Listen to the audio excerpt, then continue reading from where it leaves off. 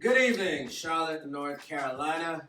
Welcome to TCG Presents Bourbon with O. This is episode 5, right? Mm-hmm.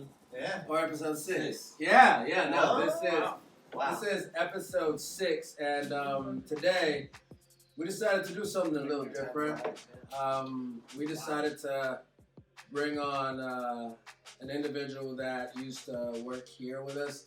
Obviously Brett Epps. I am going to have just Brett talk about his story a little bit, go through what he's doing now and all that stuff, and let the conversation take us where where it takes us. But before I give Brett pretty much the stage, all of us here would like to say congratulations on your baby girl. Thank you. Good job. Girl dad, right? Yep. Welcome Yeah. to the club. This is actually the circle of girl dads right here. Yeah. This is the group Nope. to be in. Nope. Soon. Give it time. Yeah. Hey, give it time. Give it time. All right, so Brett, Yeah. talk to us about you, man. Man, where to begin?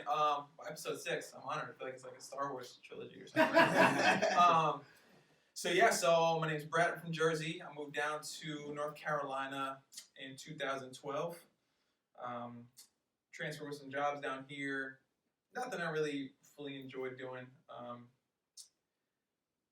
In, I want to say it was 2014, I actually found out I had a rare kidney disease. Nobody knew why I had it. Nobody knew when I got it. It just kind of happened out of nowhere. So I was working at a cell phone company at the time. It was, I think it was like a weekend, but my girlfriend I had just met, well, it wasn't my girlfriend yet. We just went on our first date. It was like her birthday. We went on our first date. And I got out of the shower to go get dressed and get ready, and my ankles just like swelled up, super big.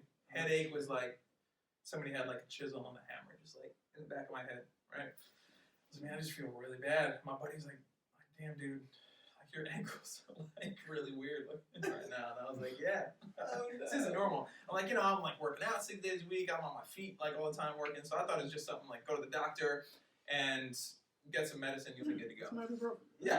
Throw some Advil in, whatever. Yeah.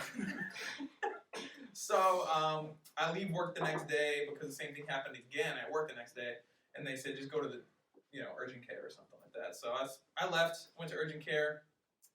I remember seeing the face of the nurse like change, like when she like looked at my results and saw my blood pressure and like my vitals.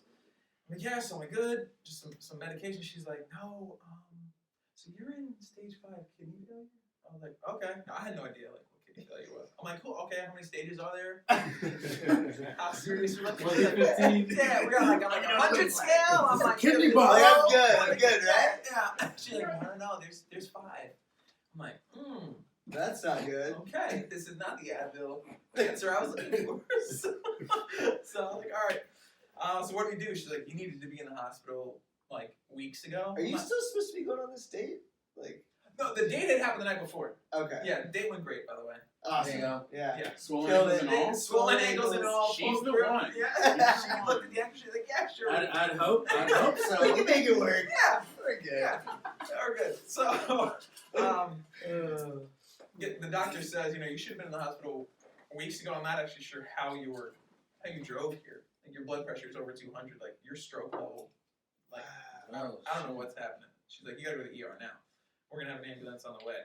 Did you feel like fine? Like you were like, this is weird, but I'm good. I had whoa, really what's bad going on? headaches. Like it was to the point like it woke me up out of a sound sleep like to tears.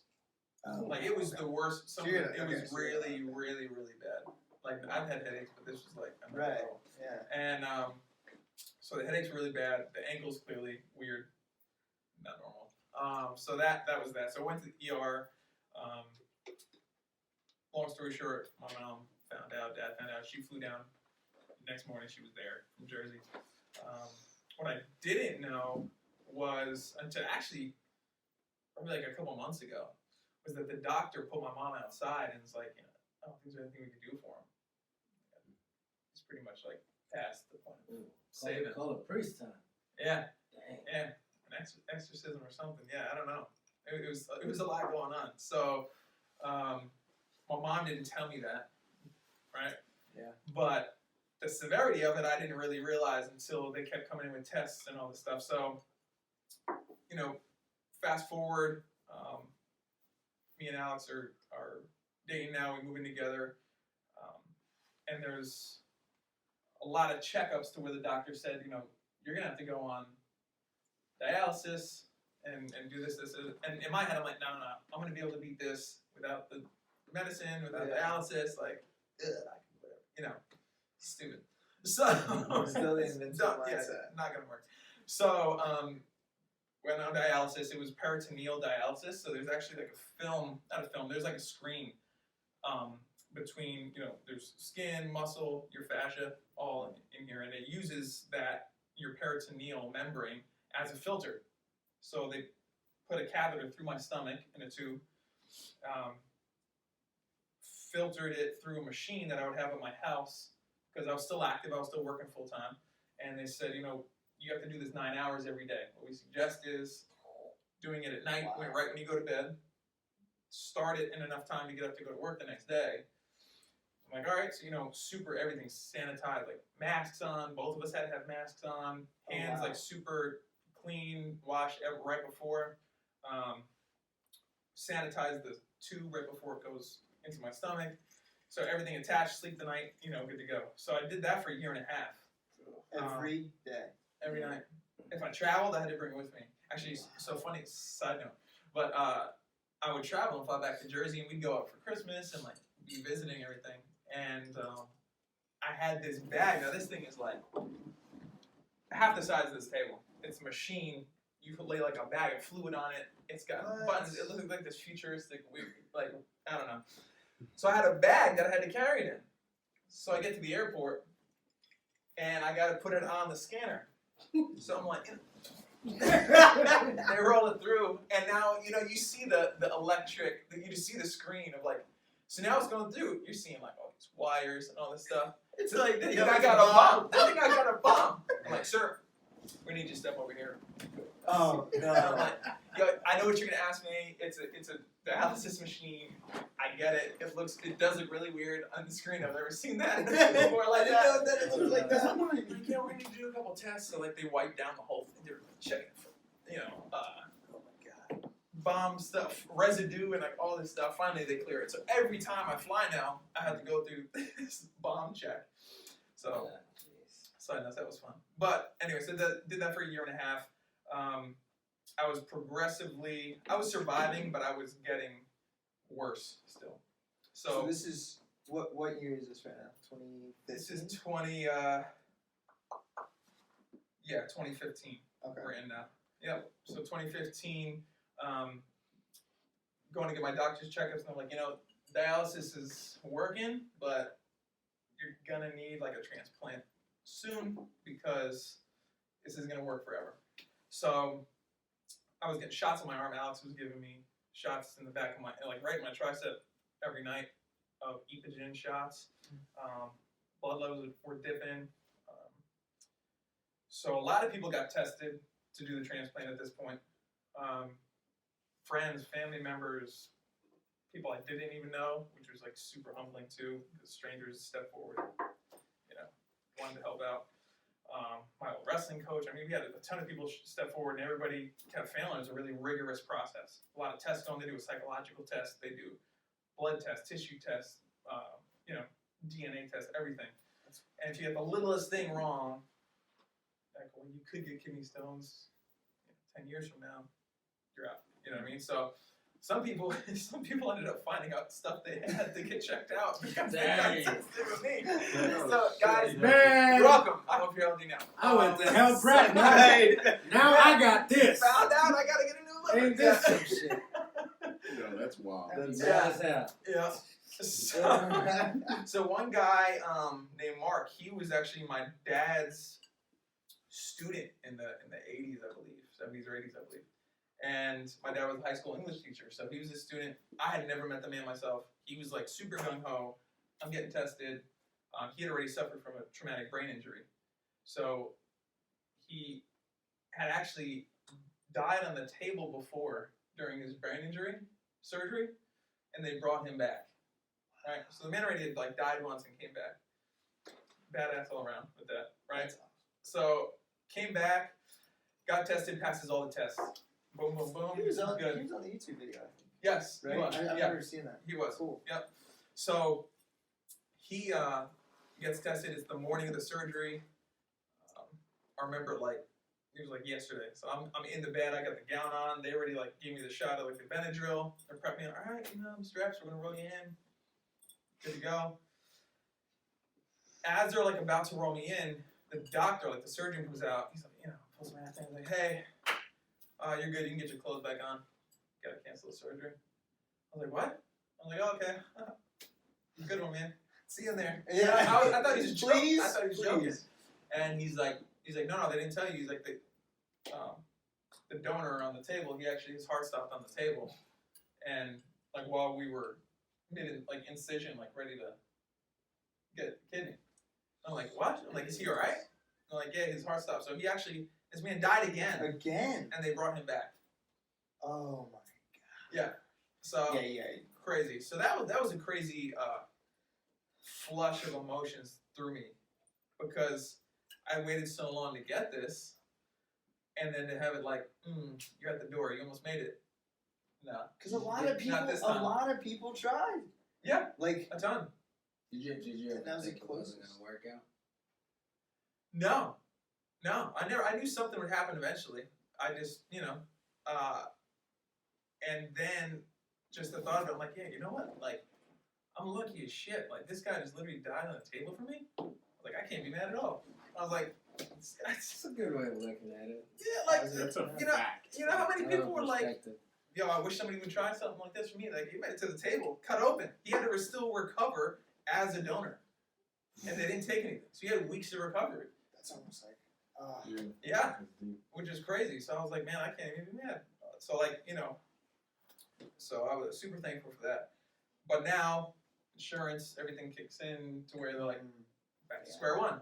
yeah. Who's up next? Yeah. So what I didn't realize was Alex, my girlfriend at the time, had put her name in a while ago, right? So she had put her name in, and she's like, hey, I got a call today that I'm gonna match. I'm like, you did it? I was like, I told you I didn't want you to do it. She's like, yeah, I know, but I had to try. So she's a match. So now we get through. She passed this test. She passed this test. She passed this test. Her kidney's working at 115%. So her smaller body is gonna work great in yours. Good ass kidney. I'm like, okay. So again, mix of emotions. I'm like, I'm excited because this could be a start of a new life with this kidney, but at the same time, I already just saw a dude die on the table, Right. and now this girl that I love is stepping up to do that too. So I was very protective of having her even go in there. I contemplated. I had a big talk with my dad and my brothers and stuff, and just kind of broke down with like, I don't want to go through it. Like I'll do dialysis the rest of my life. I was like, I don't want her to like risk that. And she told me, she's like, hey, you always talk about like your life for us and all of us doing this stuff. She's like, if this doesn't happen, you gotta let me do this so we can even have an attempt at doing the bigger stuff. So, all right, let's do it. So went through surgery, day came, had us in beds across from each other, rolled her in first. It was 7:30, I believe, and I was going in it was like 7, and I was going in like 7:35. So that 35 minutes was like Forever. oh my god, it was like age 10 years. Like it was crazy. I had to like wait just for this outcome. So like if the doctor comes out, it means she's already stitched up and heading to recovery while they're gonna get her infused. So the doctor like walks around the corner. And I was like, yo, okay, just take me in. Like I'm good. Like just take me in. What happens from here? Yeah. Right. So surgery went great. Successful removal and yeah, dropped them right in. Kidney was good to go.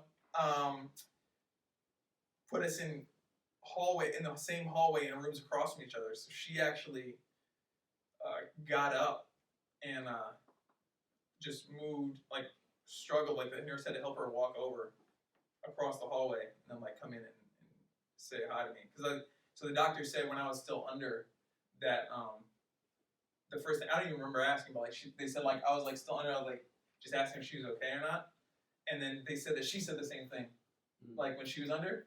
And then we got up and were able to, you meet back up with each other, which was awesome. That's I'm sure that was one hell of a freaking moment. Dude, yeah. That's like, wow. Yeah, that's and powerful. And now that gives you me guys, chills. you guys are married. Married with the Expecting little one a on the dog. way. Yep. That's it, man. Well, there was no turning back after that. Yeah. Even if you wanted to. Yeah, no. I mean, Literally, you have each other. Yeah. you know, You have her in wow. Yeah. Hey, Lock you in know, now. hey, bro. Yeah. So, question though. I mean, It like, probably took a long time, so I apologize. no, you No, If that you're was still here, that was thanks awesome. for watching. you're good. With that though, like you know, and we'll move on to like the entrepreneurial stuff in a second. Give us a break. Like this is a crazy story. But like with that, like, what's the risk of your body rejecting it, even after all everything is passed and stuff like that? Because like that's a real possibility. It is. It definitely is. It was. That went through my head too. So the crazy part about the disease I had, it was called FSGS. There's still no cure for it. So the transplant is like the next best thing to do. Wow. So it's Right? like the best option you have. It's all I could do. Or Yeah. dialysis for this. Yeah, I wasn't doing that. But the chance of it going through all that in my head, I'm like, man, it's all good now. But it could still be like, we're not working in here today. And be back to square one again. Back on dialysis. Re-surgery. Pop everything in. Now, granted, in the recovery, when I was in recovery, they're like, we're going to weave in the catheter through your stomach just because in case during that time it does fail, they'd monitor it and be able to put me right on dialysis. So doctors are great, nurses are great, and really kind of covered all that. So, yeah, man. So My bad. So I've known you what? 2 years now? Yeah. A little over 2 years. Mm-hmm. And you've been through. I mean, oof, you know, the stuff that you've been through, and it's like most people, fortunately, don't go through that, right? Mm-hmm. But then people that kind of have the uphill battles that you had, most people that we meet are bitter. Mm-hmm. Very bitter, you know. It's like, but like, I don't know what it is, but I've never seen you negative or bitter or just, you know, just down in the dumps. Now, we talk about all this a lot because that's important, you know, to be successful, right? It's what do they say? Going from failure to failure without losing enthusiasm, right? Mm-hmm. Or whatever that is. But like, where did you get that from? And why do you think like that? Because in our world, you should not think like that, right? Mm-hmm. You just... Yeah. It's very true. I think the majority of it stems from my father pushing my brothers and I through sports, especially with I'll say wrestling is the main one because that's what we did our whole life. But that really pushed us because he would not accept anything less than our best every time. He always told us, I don't care if you win or lose, but you have to give 100%. There's always going to be somebody out there better than you. There's always going to be somebody that maybe worked a little harder in the gym or something. But if you go out and give 100%, that's all I can ask you to do. So I think in the back of my head as a kid, there's always like this guilty, like, did I give it all today? Did I leave it all out there? I probably could have left a little more. So having that then just transfer over into everything in life just really stuck with me. And like wrestling taught me so many of those lessons that there's always going to be somebody out there better, which I think is great because you got something to know to compete with, right? You're going to lose, right? There's a really famous wrestler who went to the Olympics undefeated his whole career. Lost his first match. It was his last match in the Olympics. Lost. Right? So being able to accept that failure. You know, it's just something where you just have to accept it, or you won't succeed. Knowing you're going in today, I could lose today. Having the mindset of I'm going to beat this dude's ass today. Absolutely, right? But also being humble with the loss. So plenty of people can be great winners, but not a lot of people can be great losers. True that, definitely. That was always a thing. Like my dad ever saw us, like when you're younger, like don't cry, don't be mad. Like you got to be humble losing, right? So same as like when we were playing football as kids, right? We made a touchdown. He's like, I don't want you to ever do a touchdown dance. He's like, you hand the ball back to the ref, like you've been there before, and you keep it moving, you keep going, and you get the next one. Yep. All right. So I think all of that stems and kind of like formed together as just a mindset for me, and just progressively, it just strengthened over time. Okay. So you worked with us for a minute, and you got a lot further than 98% of people ever get in this program, right? Like, can you take 5 minutes to tell us what made you fight so hard to get there? What did you learn? And then after that, we can talk about what you're doing. Yeah. Well, after seeing like what the business was and realizing the bare bones of what it was, this is what you do, this is what you have to do to succeed, and this is what happens when you do it. It's very simple. It's not like a hard thing to do. The process of it, yes, you're gonna go through hard stuff doing it. But for me, the driving force behind it was always making sure I could provide for us, for my wife and I. So knowing it always kicked back for me to the kidney story, right? So like she literally put her life on the line, saved mine, and now I have a second chance to like fucking live. So like I can't complain about anything. There's so many people that have it so much worse than me. Like yeah, I went to the kidney thing. Like there's people who like born with no legs or like got no parents, got no good upbringing. You know what I mean? So it's so much worse. But even that, like, there's two sides of that. You know what I mean? Like, you come from, I can't complain about anything, right? And we see these people in the field all day, right? And they cannot be grateful for anything. But it's the same things they've been through. You know what I mean? So it's like, and I just wanted to make the statement, it's a decision that you make. I can't complain about anything. You're grateful. Majority of people going through what you went through or that have gone through what you went through, in their minds is like, man, how did life put me through this? Yeah. Why Nobody else went through this. Yeah. Exactly. But didn't mean to interrupt you, guys. I think it's perspective, though. 100%. So, like, you can make a decision, but I think the ability to make that decision comes from having his dad who was able to shape his perspective on things with wrestling and sports and all that. So, like, I think if you have somebody in your life who's shaping your perspective, it then from that point changes the type of decisions that you make. You know what I mean? So I think that the people that we see that are like, oh, this is happening to me, because they don't have the perspective that worse is happening to other people.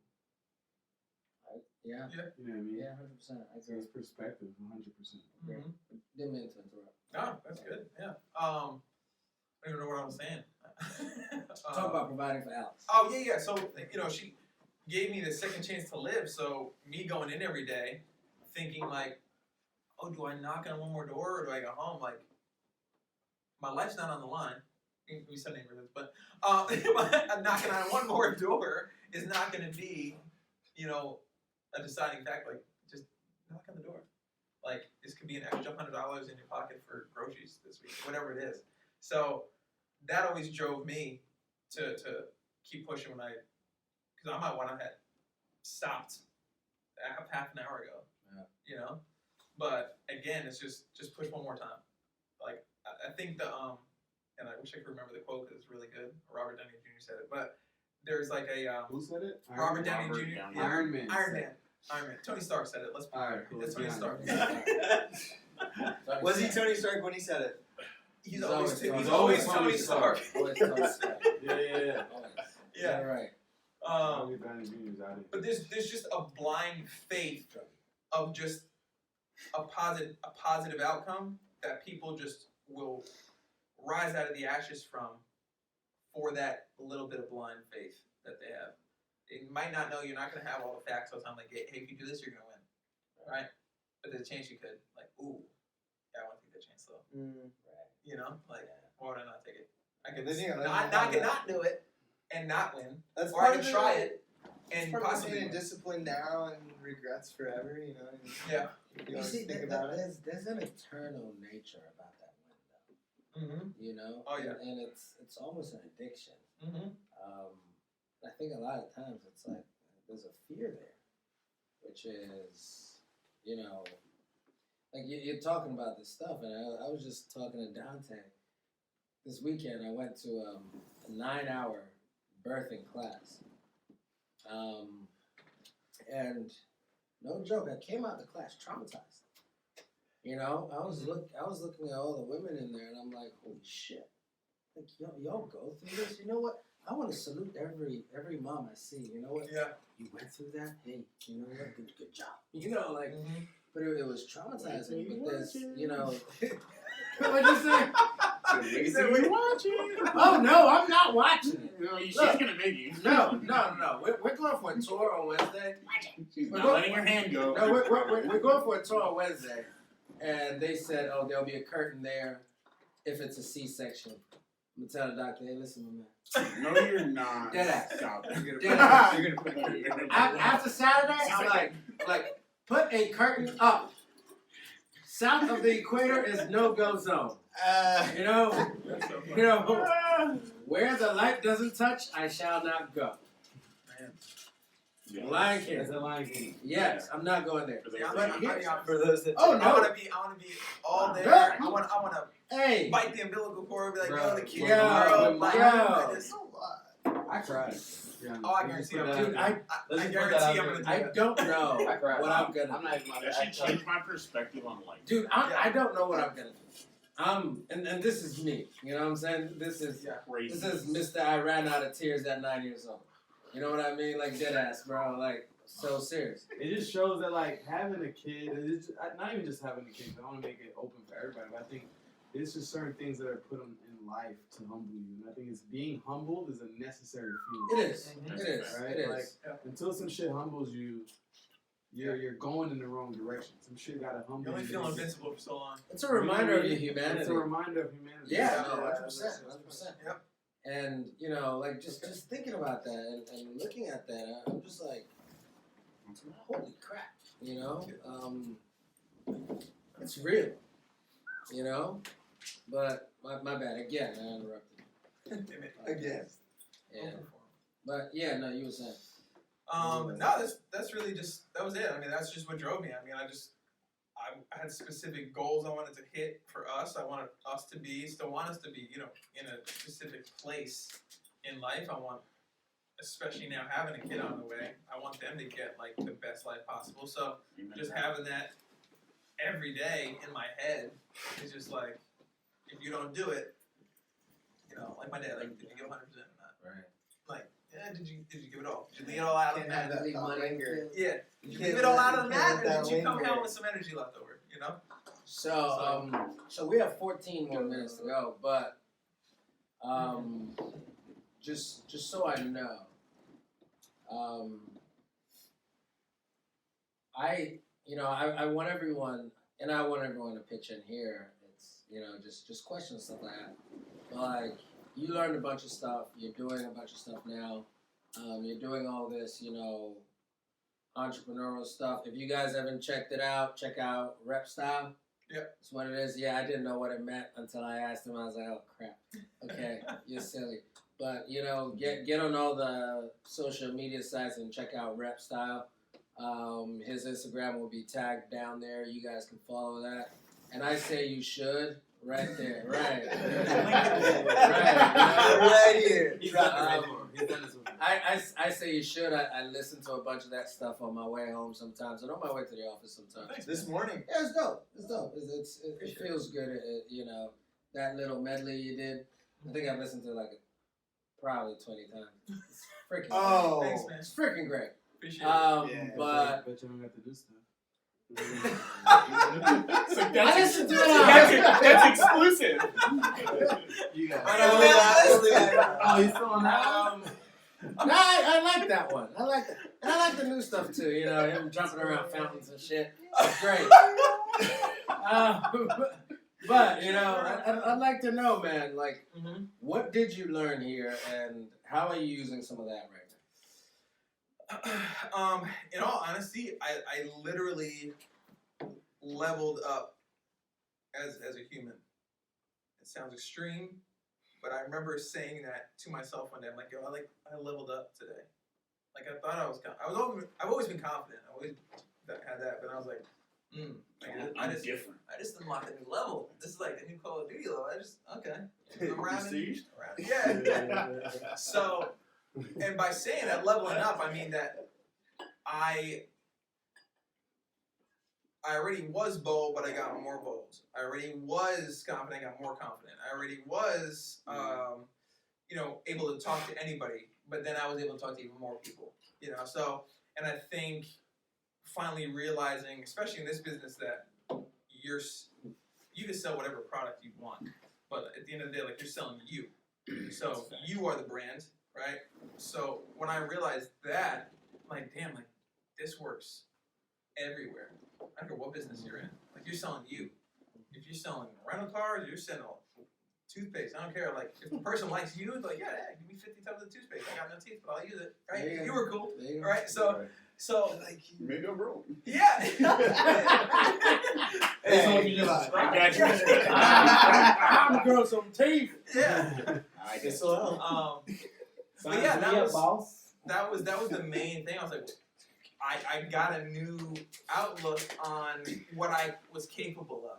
Yeah. Right? So like, even in, like, let's say the gym, like, you hit a level, like, I kind of plateaued. I think this is where I'm stopping. I'm good.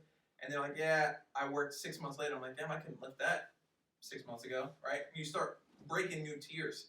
And after I did that the first time, I was like, oh, I want to do this again. I like this. I like Yeah, this. This feels good. I want to unlock another level, That right? shit. And then it's like, man, I felt invincible before, and now it's like, okay, humbled, another level of Run it invincible, back. humbled, and then you just keep going back. So, for me, the power of just, like, hearing no all the time, like, was awesome, because, like, it literally, like, calloused my brain, right? Like, I would talk to, like, anybody. Good gym word. No, callous, yeah. Yeah, hold the hands up. Yo, if you don't have calluses, you ain't wearing. Did you You even lift, either bro? ain't working or you're wearing gloves. Did you even lift, bro? You wear gloves? No gloves. No. Go ahead, my bad. Callous your brain. Sorry, yeah. No, it calloused my brain. It made me almost numb to it, where, okay, cool, on to the next one. Like, next one, cool, next one, cool. Like, it's irrelevant in my personal feeling. I don't care, again, what business you're in. Cool. You're selling you hear no, keep it moving. Like, so music, right? Same thing. I could send 100 emails out with new tracks to different producers, different people. I might never get a response from all 100. All right, cool. So next 100, right? Or submission for lyrics for somebody I want a song write for. Maybe out of 200, one responds to an Instagram DM that's like, yeah, man, send it to this email. And it's happened before because I keep trying, right? But it goes back to, and I'll use this as an example, it goes back to how you present yourself, right? There's so many people, music industry today, who would just, like, hit you up. Yo, let's collab. If I walked up to you on the street and was like, yo, I need a job. Like, who are you? I'm like, what? You need a job? What's your name? Right? So, like, I always, Resume? yeah, like, Call me. yeah. Give him documents. Transpose the numbers. But I had a guy I reached out to who's a producer. He owned ran a label, and I sent him a message like, "Hey, what's up? My name is Brett. I go by this name. This is what I'm looking to do. Would love your constructive criticism. Here's the song I attached at the end. Here's my number. Let me know.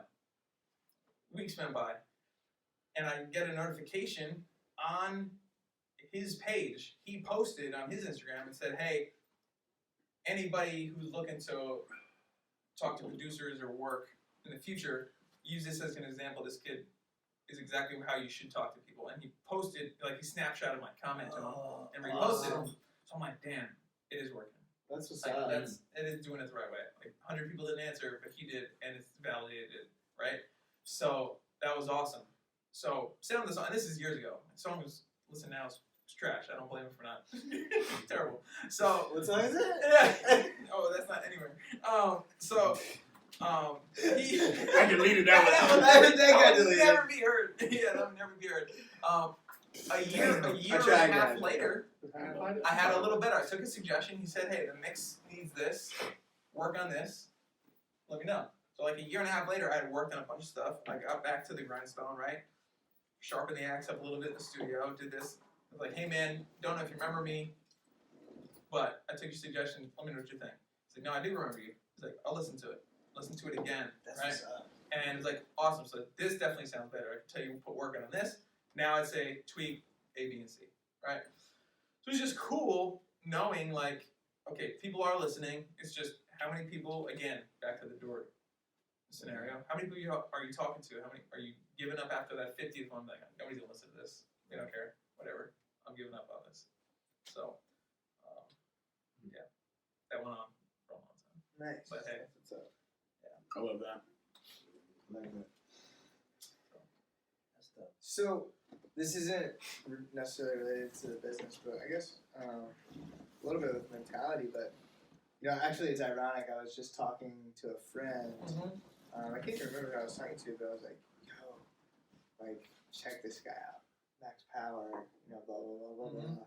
And I was like, "Oh, actually, I can't remember." But I was like, "Yeah, look at this." So, and I showed up a picture of the slow-mo video of you dumping out some of the pills, or pillows. Yeah. And Oh, yeah. every time I watch that video, bro, I get the chills because I'm like, damn. Like, can you just talk a little bit about, like, the process and, like, where you are now as far as, like... With the health side of it? Yeah. Yeah, so with that, after I got that second chance at living, right, I was like, man, I got to do this better. Because I thought I was healthy before. I was like, man, I weighed a lot more. You know, I was stronger, but my diet was terrible. Like, it was trash. I don't know how I made it that long. Like, with not being... That's so funny. Like, it was that bad. now. No, versus knowing you and your diet now. Bro, I down 2 Big Macs a day. What? Bro, I remember... And still have the... Like, I was like, oh, I look good. I'm fine. Wendy's. Yeah, like, I look fine. The dirty bowl. 3 straight packs. Yeah, I'd eat a whole pizza. Yeah, ask CT Fletcher. I just go in, eat whatever, right? Wow. I'm gonna die. And I looked great on the outside, so I was like, man, I'm good. Right, you Until- feel good, so then you're good. But Until life humbles you again, like, yo, actually, you don't have a kidney left, right? And so now you gotta go back. Okay, cool. So, you know, that was a big part of me getting rid of those pills was changing my whole diet up. I got rid of all the meat, dairy. I stopped eating meat first, just went vegetarian. After that, because I was the guy who was like, I'm never going vegan. Like, I'm never doing that. It's extreme. I've said that. All right. Yeah. That's much you're regular.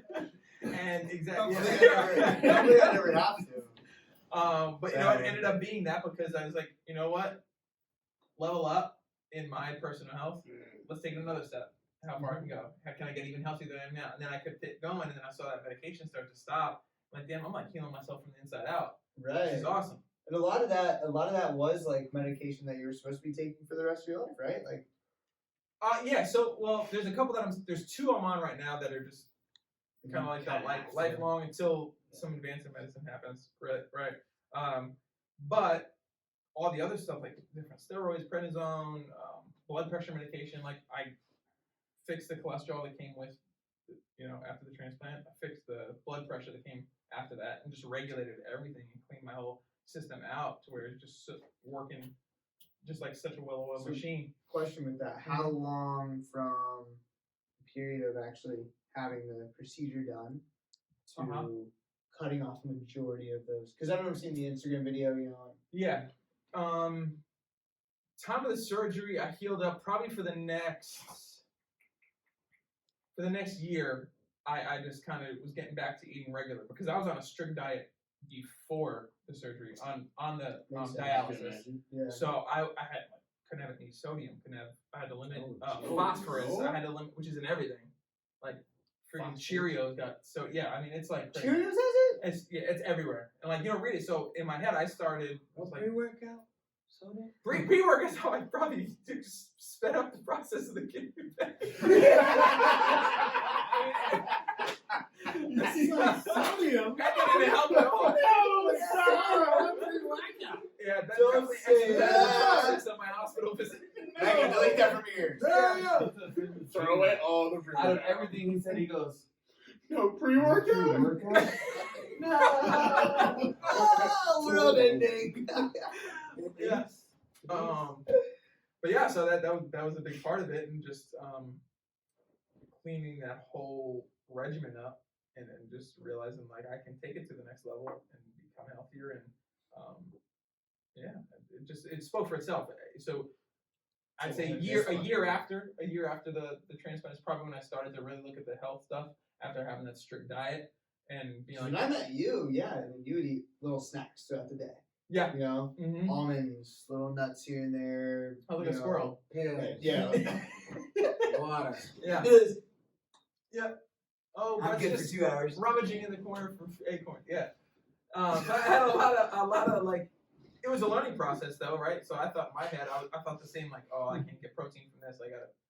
I gotta eat all peanut butter all the time, right? And then I kind of transitioned, like, oh, I can get it from this, and this. Peanut butter and lettuce. Yeah, what does your diet consist of now? Chickpeas. I don't know the last time you. I just chickpeas in my I remember the last shit time the other you visited my office in Memphis. You probably for dinner ate 4 peanut butter sandwiches.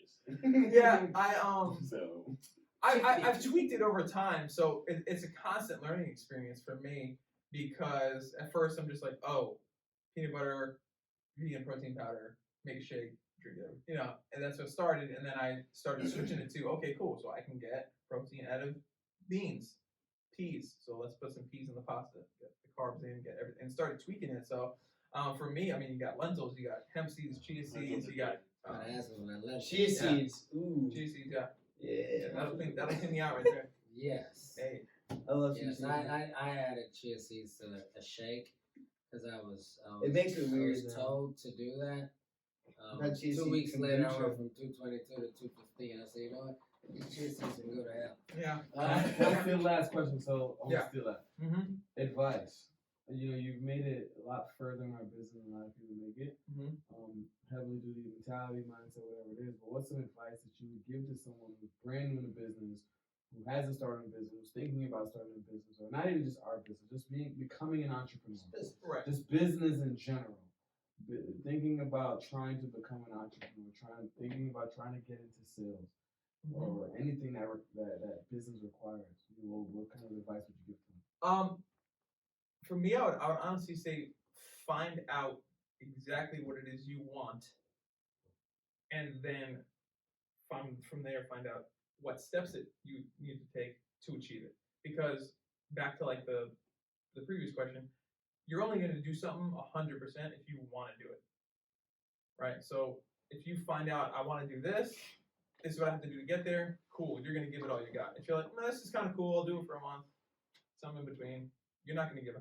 You can say you're not going to give 100%, but the constant knowledge and picking up, like you mentioned earlier, with like the leadership, the mentor, listen, like soak everything in, because you can always learn something. The day you stop like listening and learn, like you're dead, like you're done. That's it. You're not moving forward. Yeah, backwards. you're either growing or decaying, and that's Mhm. you know, you got to refuse to do the latter, because it's a constant growth. When you think, like I said, when you think you made it to a certain level, you're gonna get humbled again at some point. Level up. Like passing go Monopoly, man. Yeah. Right there. One more time around. That's it. I would just find exactly what you want. It might take a while to get there, but find exactly what you want, because when you find what you want to do, that's when you'll give it 110%. I like that. All right, well, Let's thanks cheers guys to that. for paying attention. Thank you for watching. Like like I've said to you multiple times, man, been doing this business 8 years. You're one of the favorite people I've ever had in my business. Appreciate that. Thank you for coming in here. Thank you for allowing us to coach you. Thanks for having me. And guys, please go and follow Brett. At his Instagram, it'll be tagged over there. Check out Rep Style on YouTube and iTunes. They were all over there. Check out the medley. That's my favorite so far. But check him out. See exactly what he's doing. Get some joy from that. But apart from that, guys, we'll be back next week with episode 7. Thanks for rocking with us. Thanks for hanging with us. And hopefully you guys are getting some stuff from what we're doing here. And if you want to see some more stuff, man, let us know on the YouTube. Give us comments, feedback. Again, we're not here to stroke the egos. We're here to get better. So help us get better. Thank you so much. And Absolutely. cheers. One fat cheers, baby! Cheers to success. Yes, Give sir. it one more try. Yeah. Always. Cheers. One more.